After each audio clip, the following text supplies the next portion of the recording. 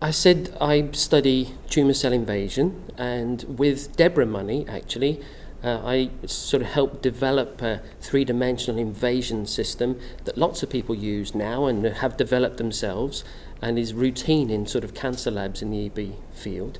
And I've been particularly interested in molecules that help the cancer cells to invade. And over the last more than 10 years, we've been studying that molecule, which is an integrin, and we have now been working with a pharmaceutical company who've made an antibody to stop it working. So one of the things that I'm discussing with my colleagues here, and I did this earlier today, is actually can we test that antibody in some of the mouse models of EB as a prelude, perhaps, to trying to get it into EB patients. So I'm hoping some of the work that's been going on, as I say, for more than 10 years, will eventually translate into patients with EB. My expertise has been in development of and validation of clinical outcome measures such as disease severity scores, quality of life measures, which are essential tools to prove whether a treatment works or doesn't work. And it's nice to see those being used now in clinical trials and hopefully to make a difference so that treatments can be approved for various regulatory authorities around the world. Currently what we're doing is we're developing a replacement therapy for recessive dystrophic EB. So we're taking the correct wild type type 7 collagen gene and putting it into cultured patient RDEB keratinocytes and then arranging those cells into sheets and grafting those to the wound beds of our patients, and then analyzing them afterwards for gene expression and toxicity as well as effectiveness to see how it prevents blistering. Well, they always say I'm a guru of the reverted mosaicism, and many years ago, and it took me also many years to find out that's very common. And now they use the natural gene therapy, which occurs in the skin of the patients, and with the new technology, which got a Nobel Prize, the IPC technology, perhaps we could get that level. And what we learned here, that it's possible in mice to produce and to heal EB skin. Well, the next level is the human. We are not that far, but we hope to get there, and I hope not too long from now.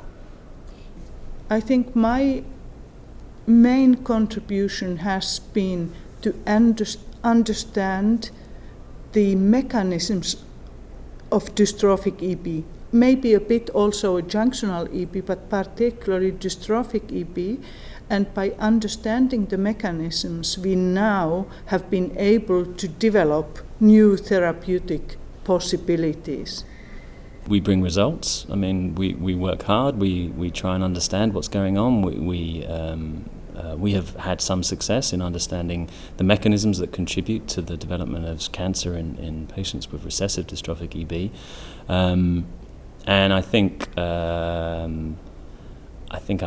try and present the data in a way that's easily understandable for the clinical colleagues and the people that I work very closely with.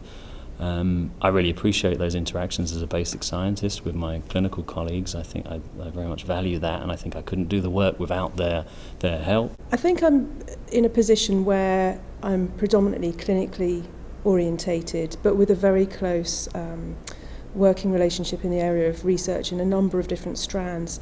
And I think as the field has moved more towards translational benefits, looking towards early clinical trials for some of these new therapies, you need people that know the disease, know the patients, but also have an understanding of the different modalities that are going to be used. So I think that's probably where I sit, between the patients and between the sort of heavy end of science, to try and bring the two together, get clinical trials going, get things moving forward. Hopefully it will contribute to the field by showing that grafting gene-corrected skin from patient cells after gene correction can bring clinical improvement to the treated areas. So we aim at treating chronic wounds which really lead to a major discomfort or pain to the patient. And if we can achieve this, this will be permanent correction because the patient's cells have been permanently corrected, and grafting of of this gene-corrected skin equivalent will really lead to the cure of the treated area. So we are very, very confident in this approach. Also, we've been facing some problems in terms of bringing it to the patient quickly enough. So we're trying to work hard on speeding up the procedure so that we can graft the first patient as soon as possible.